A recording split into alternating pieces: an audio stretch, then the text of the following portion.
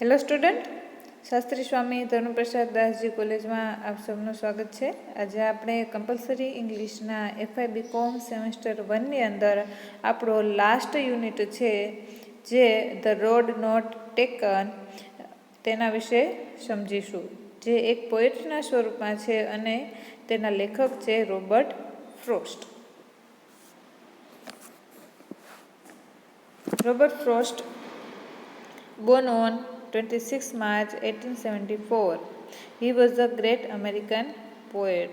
Award Pulitzer Prize. The poem, published in 1916, died on 29 January 1963. Work, A Boy's Will, north of Boston. તો સૌપ્રથમ આપણે ડીપમાં થોડી માહિતી છે આપણા લેખક વિશે મેળવીએ કે જેમાં Robert Frost was a famous American poet. Robert Frost છે એ અમેરિકાના મહાન અને પ્રસિદ્ધ એવા કવિ હતા. He was born in 1874 and died in 1963. Robert ફ્રોસ્ટનો જન્મ છે એ 1834માં થયો હતો અને મૃત્યુ 1963માં થયું હતું. હી ડેપિક્ટેડ રૂરલ લાઈફ વેરી બ્યુટિફુલી. તેની કવિતાઓમાં છે એ ગ્રામ્ય જીવનને ખૂબ જ સુંદર રીતે વર્ણવેલું હોય છે. ડેપિક્ટેડનો અર્થ થાય છે વર્ણન કરવું, રૂરલનો અર્થ થાય છે ગ્રામ્ય. His first work was published in England. તેમનું પ્રથમ કાવ્ય છે એ અથવા તો તેનું પ્રથમ વર્ક છે કાર્ય છે એ ઇંગ્લેન્ડમાં પ્રકાશિત કરવામાં આવેલું હતું. His notable work are, તેના કેટલાક નોંધપાત્ર કાર્યો છે જેમાં A Boy's Will, north of Boston નો સમાવેશ થાય છે. His famous poems are, એની કેટલીક ફેમસ એટલે કે પ્રસિદ્ધ એવી કવિતાઓ છે જે વૈશ્વિક રીતે પ્રખ્યાત થયેલી છે, જેમાં આપણો જે યુનિટ છે ધ રોડ નોટ ટેકનનો સમાવેશ થાય છે અને mending wall, stopping by woods on a snowy evening etcetera વગેરેનો સમાવેશ થાય છે. He received FOUR Pulitzer Prize for Poetry during his lifetime. તેને પોતાના જીવનકાળ દરમિયાન પોએટ્રી માટે એટલે કે કવિતાઓ માટે 4 પુલિત્ઝર પ્રાઇઝ છે આપવામાં આવેલા છે. His diction was simple and colloquial. કે તેનું જે ડિક્શન અથવા તો વર્ણન કરવાની જે શૈલી છે એ કેવી ખૂબ જ સરળ અને તળપદી ભાષામાં આપણને જોવા મળે છે. કે રોબર્ટ ફ્રોસ્ટ છે એની એક મહાનતા છે કે તે દરેક તેની કવિતાઓમાં અથવા તો તેના જે કાર્યો છે, કૃતિઓ છે, તેમાં તેની ભાષા છે એકદમ સરળ આપણને જોવા મળે છે અને કેવી હોય છે તો કે તળપદી ભાષા હોય છે કે જે લોકો સરળતાથી તેને સમજી શકે. The poem The Road Not Taken was published in the year 1916. આપણી જે આ કવિતા છે તે 1916માં પ્રકાશિત કરવામાં આવેલી હતી.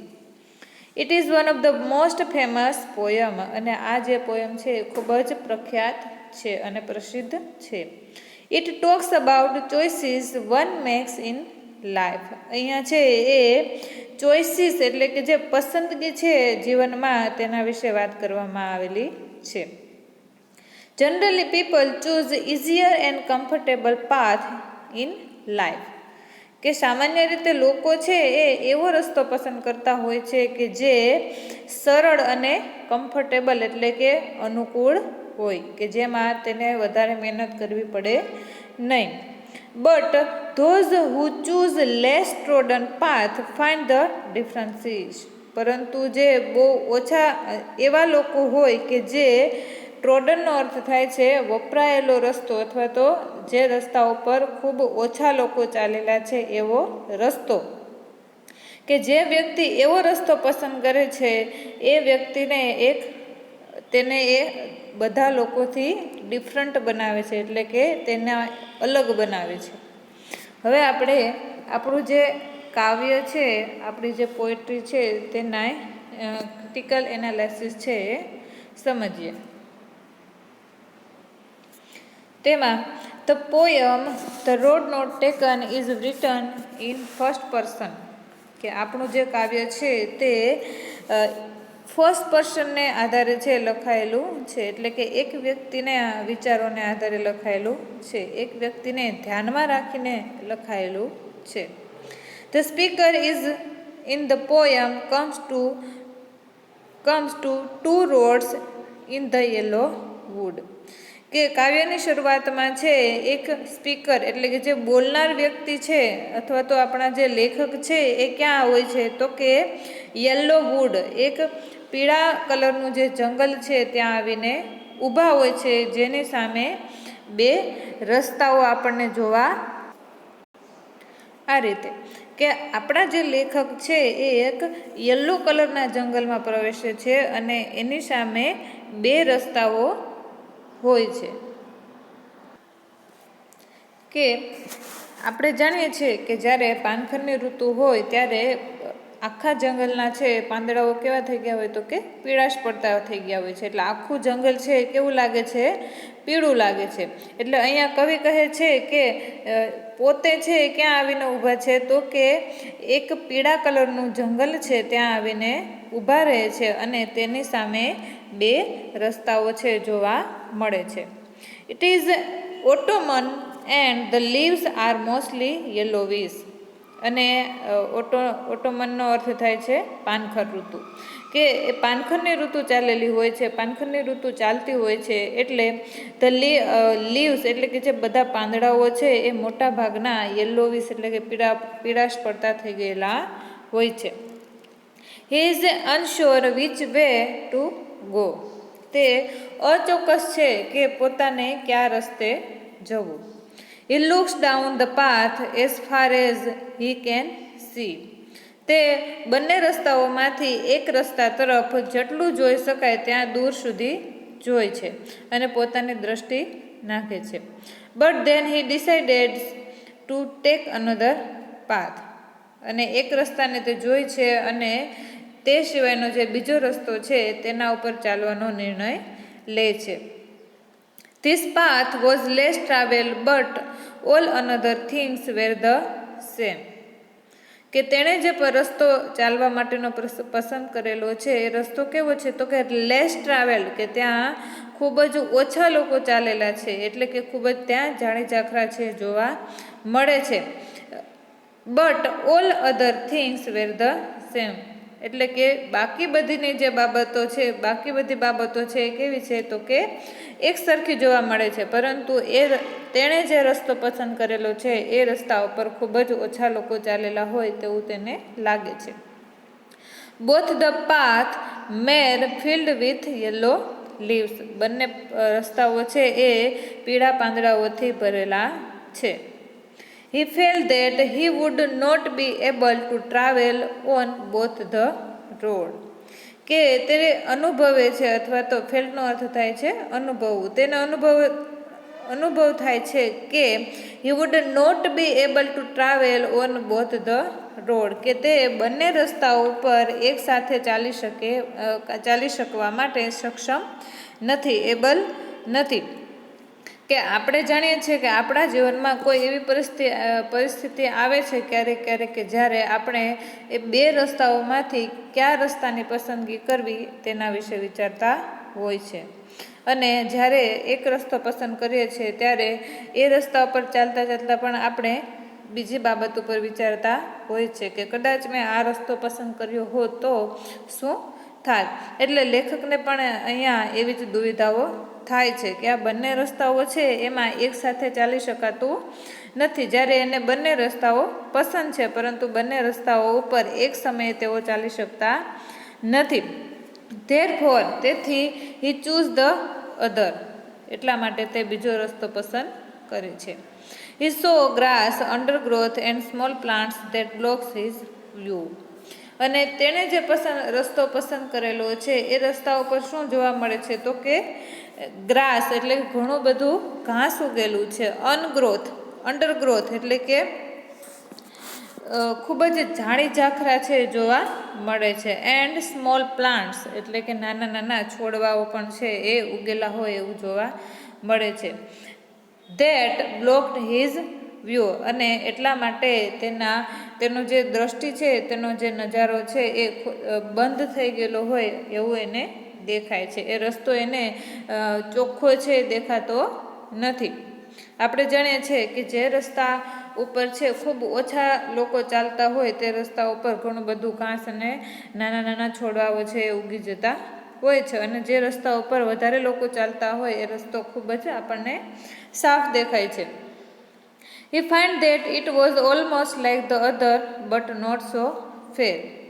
તે ફાઇન્ડ એટલે કે શોધે છે અથવા તો વિચારે છે કે it was almost like the other, તેને બીજો રસ્તો પણ એટલો જ પસંદ હતો, બટ નોટ સો ફેર, પરંતુ તે બંને પર ન્યાય આપી શકે એમ નથી, બંને રસ્તા ઉપર એકસાથે ચાલી શકે તેમ નથી. After traveling through the road, he found that both the roads are equally traveled. કે તેણે જે રસ્તો પસંદ કરેલો છે જ્યાં ઝાડી ઝાખરા અને ઘણું બધું ઘાસ ઉગેલું છે તેના ઉપર થોડો સમય ચાલ્યા બાદ હી ફાઉન્ડ ધેટ, તે શોધે છે અથવા તો તેને સમજાય છે કે both the roads are equally travel, કે બંને રસ્તાઓ પર સમાન રીતે મુસાફરી થયેલ છે, એટલે કે બંને રસ્તાઓ પર એક સરખા લોકો ચાલેલા છે. Here again the poet found both the path looking same. અને ફરીવાર તે થોડા આગળ જાય છે ત્યારે તેને લાગે છે અથવા તો તે શોધે છે કે બંને રસ્તાઓ દેખાવમાં એક સરખા છે. He goes in flashback the remember that it was the tough for him to find out the real road in the morning. અને તેણે જે રસ્તો પસંદ કરેલો છે તેની ઉપર તે ચાલતા ચાલતા જાય છે અને ફ્લેશબેક એટલે કે તે ફરીવાર પોતાની મેમરીઝમાં પાછળ જઈ અને વિચારે છે કે it was tough for him, તેના માટે કેટલું અઘરું હતું અથવા તો દુવિધાની વાત હતી કે જ્યારે તે સવારે બે રસ્તાઓમાંથી એક રસ્તો તેમને પસંદ કરવો હતો એ બાબત. He could not decide the right path as no step had smashed the leaves on the roads.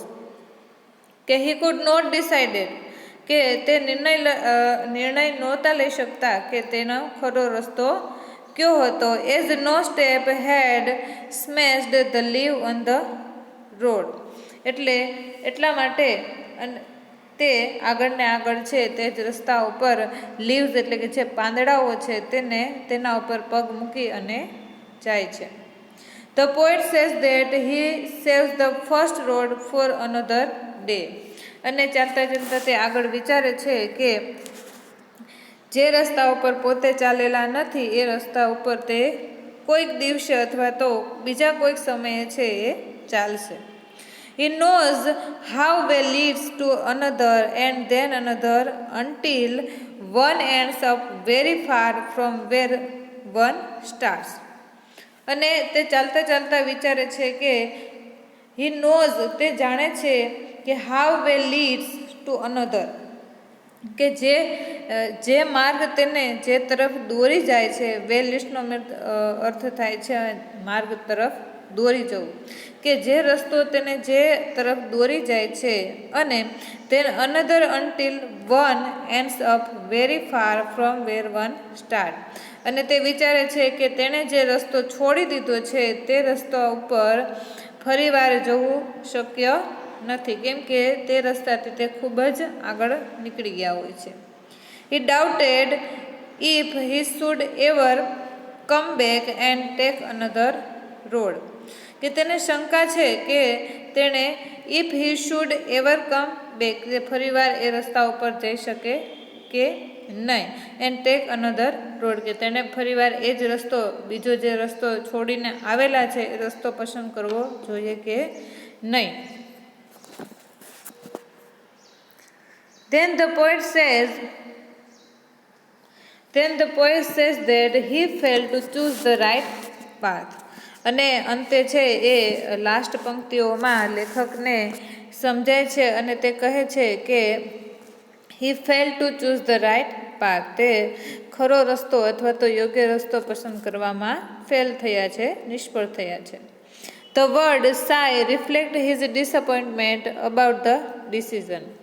કે અહીં જે સાય શબ્દ છે જેનો અર્થ થાય છે નિશાસો નાખવો, કે તે રિફ્લેક્ટ કરે છે એટલે કે પ્રતિબિંબ કરે છે શેનું, તો કે ડિસઅપોઇન્ટમેન્ટ એટલે કે નિરાશાનું.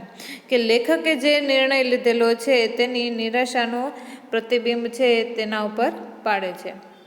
હી accepts the fact that he is failure in talking the right decision.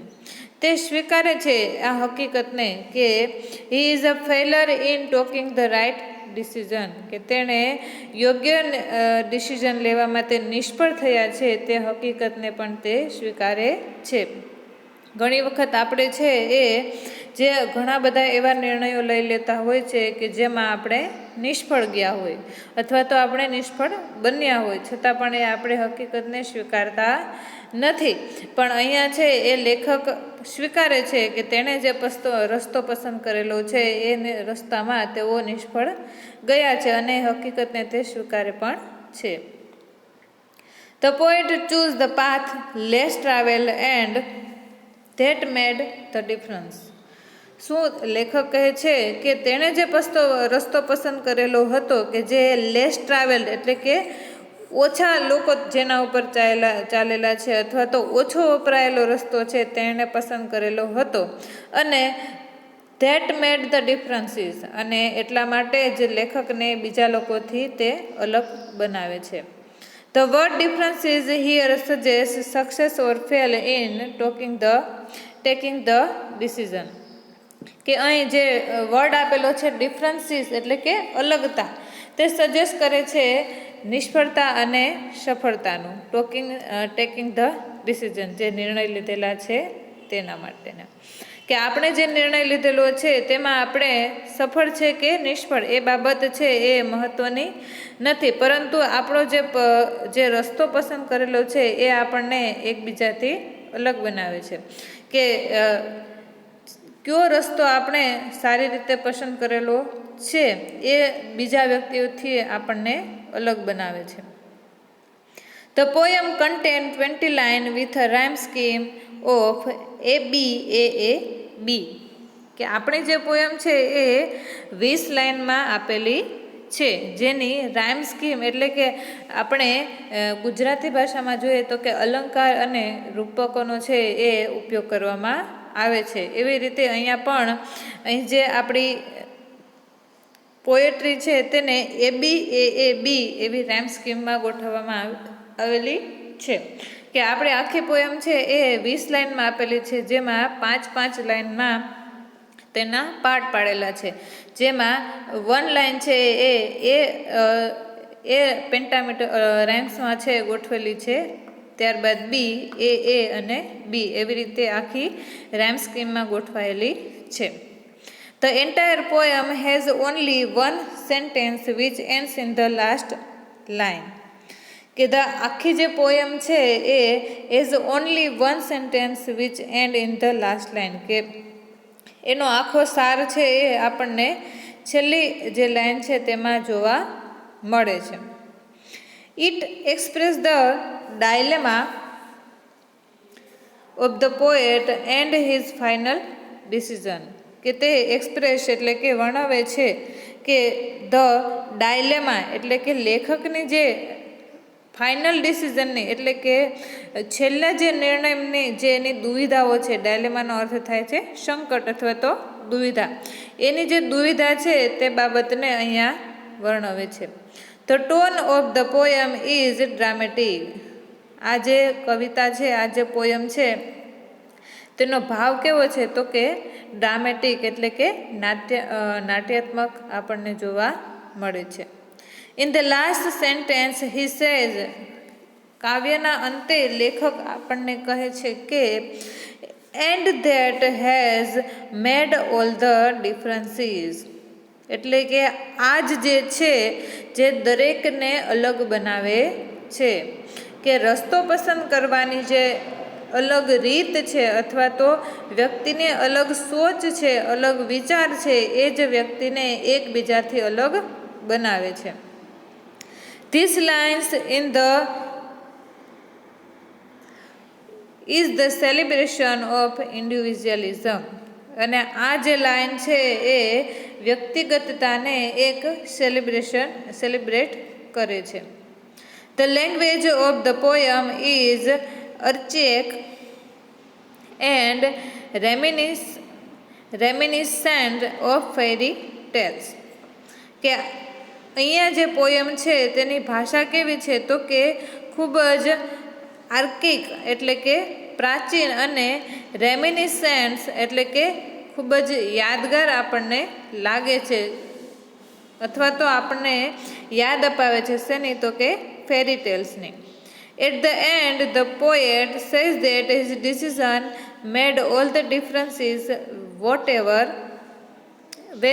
better or worse. કે કાવ્યના અંતે લેખક આપણને જણાવે છે કે that his decision made all the differences, whether better or worse. કે તેણે જે ડિસિઝન લીધું છે જે અલગ પ્રકારનું છે તે બેટર છે કે વર્સ છે, કે ખૂબ જ ઉત્તમ છે કે નબળું છે, તે એને અલગ બનાવે છે. Life has choices and no choices ever guarantees success.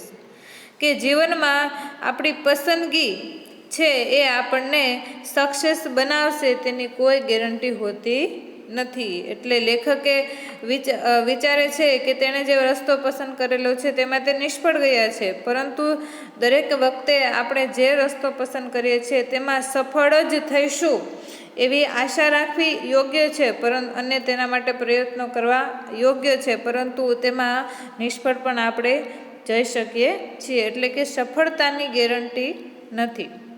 The title is suggestive of absence.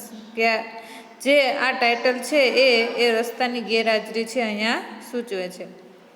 The choice he did not make or path he did not choose. કે અહીંયા જે પસંદગી છે હી ડીડ નોટ મેક કે તમને કંઈક બનાવે અથવા તો path he did not choose કે અથવા તો તમારે એ રસ્તો પસંદ કરવો જોતો હતો કે નહીં, અથવા તો તમે એ પસંદ શા માટે કર્યો છે અને એ તમને સક્સેસ જ બનાવશે એ બાબત જરૂરી નથી. The poem suggests that all the decisions in life create differences. અને અંતે લેખક આપણને સજેસ્ટ કરે છે કે સૂચન કરે છે કે ઓલ ધ ડિસિઝન આપણા જીવનના બધા જ નિર્ણયો છે એ ક્રિએટ ડિફરન્સીસ આપણને શું તો કે એક પ્રકારના અલગ વ્યક્તિ છે એ બનાવે છે.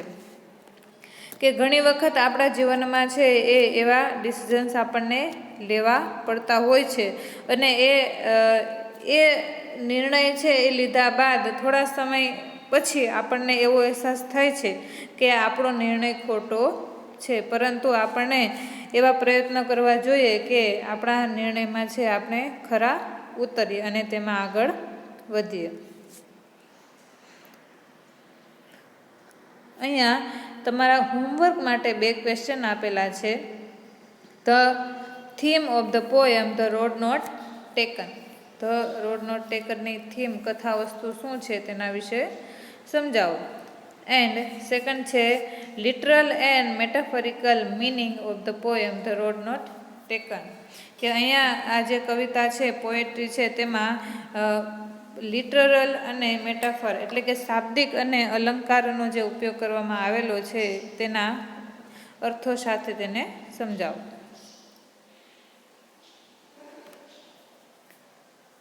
હું એવી આશા રાખું છું કે આ જે પોયમ છે એ તમને સારી રીતે સમજાઈ ગઈ હશે.